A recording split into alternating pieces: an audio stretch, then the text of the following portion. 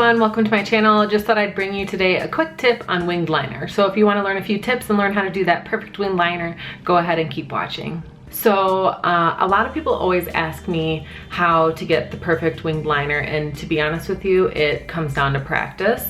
And when I say practice, I mean like a lot of practice. I have been, I'd say, working on my winged liner for a couple years now. So it's definitely not something, well, maybe it is. It could come across really easy for you where you pick it up and you just nail it right off the bat. But for me, it just took a lot of practice and just kind of going with the flow, because it's just one of those things, you're not gonna get perfect every single time. And even when you get better at doing it, you're still not gonna nail it every time, because some days it's just not happening. So I figured I would just do a quick tip on things that kind of help me out as far as learning and teaching myself that perfect wing liner. So starting off, you want to use something that's going to be really easy for you yourself to use. A lot of people like gel liners. I would say these are great. However, on my skin, they don't necessarily wear all day. Maybe that's because I've only tried out more of the drugstore brands, but I feel like using more of a liquid pen, which for me, my favorite holy grail item is the tattoo liner by Kat Von D. So for me, this stays all day, long wear, super dark black. I'm not gonna have any issues with it. And even better, it's like a pen. So it is super easy to use and super easy to travel with. Basically, I would say the number one thing besides practicing is making sure you rest your elbow on the table. Whatever you're using, whatever you're sitting at, make sure you're propping your elbow up and allowing yourself to use that as a fulcrum point. So for me, sometimes if I lean forward into my mirror, I'll actually just hold my elbow with my other hand and support it that way.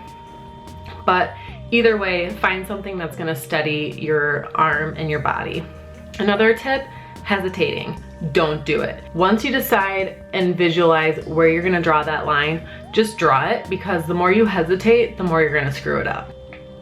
So I always start by kind of putting a little bit of a line in the outer corner, because that's gonna allow me to make sure my pen is flowing properly. And then I'm going to just try my best to mimic that other eye while supporting my elbow.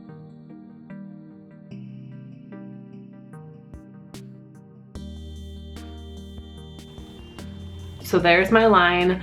Don't be worried on your first line, because you can always go back in and touch up.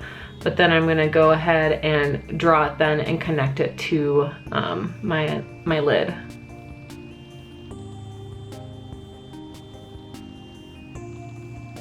So I kind of have just a rough shape there, and I'm just gonna fill it in.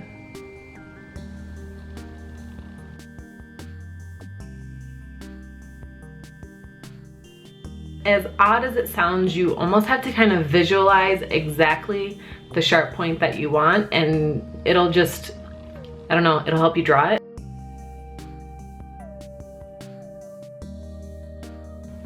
Sometimes I'll even hold my wrist right here, so then all I have to worry about is my wrist moving here.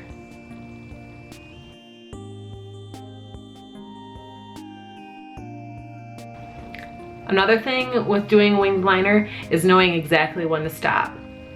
These are somewhat symmetrical, so I'm gonna stop. I don't need to touch them anymore, because you're gonna end up with Amy Winehouse wings, which sometimes there's a time and a place for that, but if you just want a standard winged liner, know when to stop. So then all I'm gonna do is connect the rest.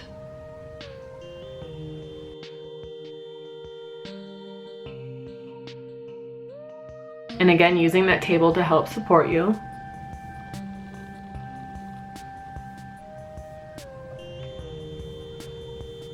And there you have it, your perfect winged liner. So that's all I have. Just wanted to share a few tips on achieving that perfect winged liner. If you want to see more tips like this, make sure you subscribe, and we will see you next time. It's gonna be, I guess, goal related, entrepreneurship related, chasing your dreams related, all of that good stuff.